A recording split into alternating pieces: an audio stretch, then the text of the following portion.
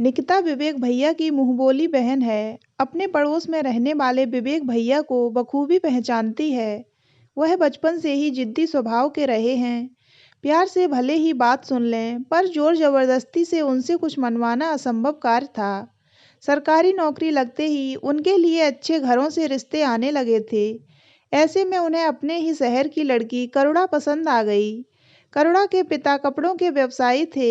शहर में अच्छा भला नाम था उनका। दो भाइयों की अकेली बहन करुणा परिवार की राज दुलारी थी।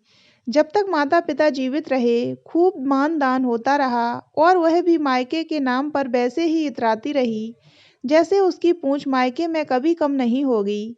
6 महीने पहले जब उसके पिताजी गुजरे, तो जैसे उसकी दुनिया ही लुट गई।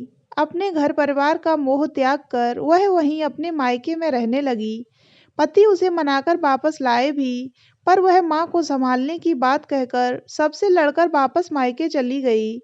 बस फिर क्या था, वह पिता के घर को ही अपना घर मानती रही। उसके पति और बेटे भी इस अगाध मोह को देखते हुए किसी तरह एडजस्ट कर रहे थे। वह रोकने से भी कहाँ रुकती थी, सो उन्होंने भी उसे उसके हाल पर छोड़ दिया। पिता के जाने का गम माँ से सहा नहीं गया, तो पिछले महीने उन्होंने भी दम तोड़ दिया। अब वह बदहवास सी वहीं रहने लगी। किसी हाल में वह ससुराल आना ही नहीं चाहती थी। उसका अपने मायके के प्रति प्रेम को देखते हुए विवेक भैया भी ऊब चुके थे। उन्होंने भी आना जाना और उसे वापस बुलाना ही छोड़ दिया। इसके बाद से वह अपने मायके वालों की आंखों में खटकने लगी। कब जाएंगी ये? जब तक माँ बाप थे समझ में आता था, उनकी देखरेख में सहूलियत होती थी। पर अब जाने किसके मोह में यहाँ पड़ी हैं। पता नहीं इनके पति भी कैसे हैं, जैसे कोई इनसे मतलब ही नहीं, लेने भी नहीं आते। मेरे पति तो साथ जाते हैं और साथ ही ले आते हैं, मायके में छोड़ते ही नहीं। अरे मेरे साथ भी यही होता है। अक्सर उसके पीठ पीछे बड़ी और छोटी भाभियां कानाफूसी करती, फिर भी उनकी बात को दिल पर लिए बिना वह पूरे मन से लगी रहती। भाइयों भतीजों को उनके पसंद की चीजें बनाकर खिलाना, माँ की अलमारी खोलकर उनके कपड़े ठीक करना और उनके बिस्तर पर लेटना, जैसे उसके शरीर में जान भरता था। उम्र भर का रिश्ता यूं ही कहाँ छूटता है। उसे छूटते छूटते पूरी उम्र निकल जाती है। बड़ी बहन होने के नाते दोनों भाई बहुत इज्जत करते थे। उसके खिलाफ कोई कुछ नहीं बोलता। शायद यही कारण था कि उसका मोह टूटता ही नहीं था। भाभियों का क्या था, उन्हें तो 24 घंटे वाली मुफ्त की नौकरानी मिल गई थी, जबकि पैसों के आगे भी काम संभालने वाले नसीब से मिलते हैं। यहाँ तो बिल्ली के भाग्य से सींका टूटा था। सब भाप चुके थे कि ना तो वह ससुराल जा रही हैं और ना ही कोई बुलावा आ रहा है। अब वे जब तब घर के सारे काम करुणा पर छोड़कर बाहर जाने लगीं। बच्चे भी स्कूल से आकर उससे ही खाना मांगते। उनकी माएँ कभी कुछ तो कभी कुछ और कहकर बाजार, सिनेमा या सहेलियों के पास चली जातीं।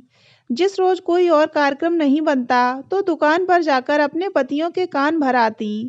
अब करुणा खुशी की वजह ना होकर बोझ बन चुकी थी।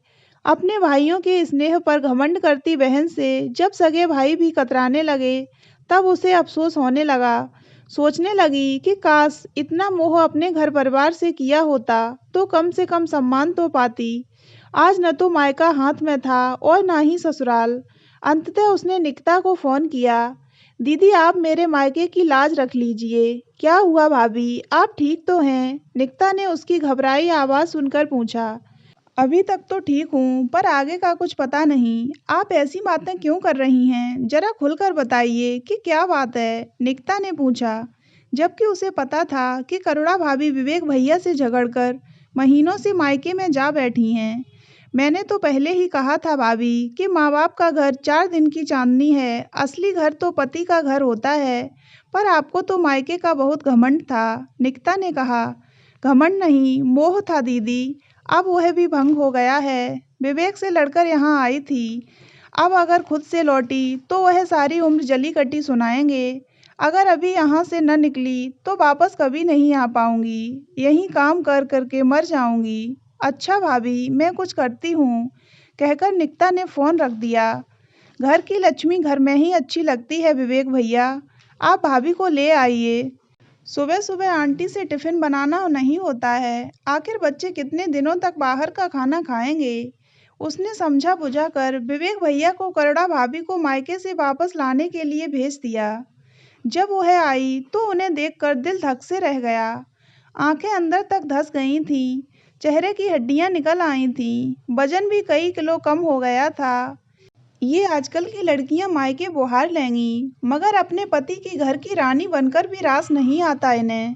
वह जैसे ही घर में घुसी, सास ने तंज मारा तो उसके पास न तो ताकत थी और न ही पुराना वाला जोश कि वह पलटवार करती।